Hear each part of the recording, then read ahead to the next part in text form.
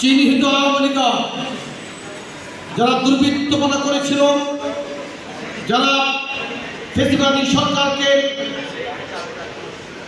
প্রলম্বিত করার ক্ষেত্রে সাহস জুগিয়েছে, সহযোগী ছিল, দখলদার চাঁদাবাজ, তাদেরকে আমরা আমাদের মিছিলে জায়গা দেব না।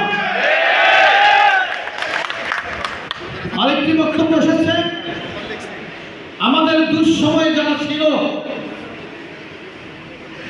তাদেরকে যাতে আমরা হাজার হাজার নেতাকর্মীদের ভিড়ে ভবিষ্যতে ভুলে না যায়।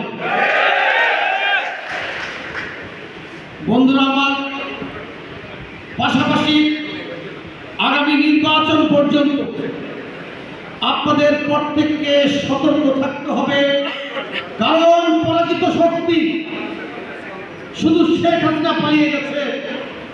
যদিও শেখ হাসিনাকে দেশে ফিরিয়ে এনে তাকে আইনের মুখোমুখি করানোর জন্য আমরা দাবি জানিয়ে আসছি, কারণ বাংলাদেশে যতগুলো হত্যাকাণ্ড হয়েছে, যতগুলো লুটপাট দুর্নীতি হয়েছে, রাষ্ট্রীয় যতগুলি প্রতিষ্ঠান ধ্বংস হয়েছে, প্রতিটি ঘটনার দায়ভার শেখ হাসিনাকে নিতে হবে।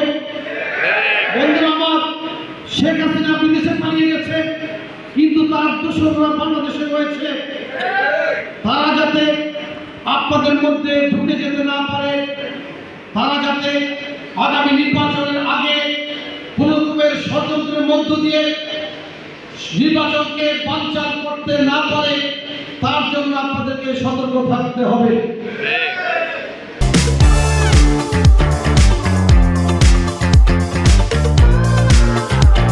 আপনারা সতর্ক থাকবেন, আপনাদের নাম ভাঙিয়ে যুবদল, ছাত্রদল, স্বেচ্ছাসেবক দল কিংবা বিএনপি পরিবারের কোনো সদস্য নাম ভাঙিয়ে বা কোনো সংগঠনের নাম ভাঙিয়ে কেউ যাতে কোনো বিশৃঙ্খলা তৈরি করতে না পারে, দখলদারি করতে না পারে, চাঁদাবাজি করতে না পারে, এই বিষয়গুলো আপনারা খেয়াল রাখবেন।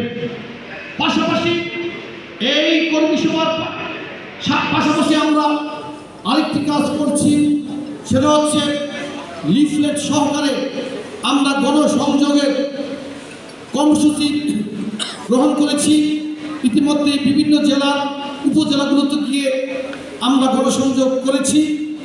এই গণসংযোগ আমার বিশ্বাস আগামী নির্বাচন পর্যন্ত অব্যাহত থাকবে। আপনারা প্রতিদিন ঘর থেকে বের হয়ে ঘরে ফেরা পর্যন্ত কাউকে না কাউকে আপনারা বিএনপির বক্তব্য পৌঁছে দেওয়ার চেষ্টা করবেন। আমার কাছে মনে হয় এই গণসংযোগ দিনক্ষণ বা তারিখের মধ্যে সীমাবদ্ধ না রেখে বিএনপির একজন কর্মী হিসাবে আমরা আগামী নির্বাচন পর্যন্ত এই গণসংযোগ অব্যাহত রাখব।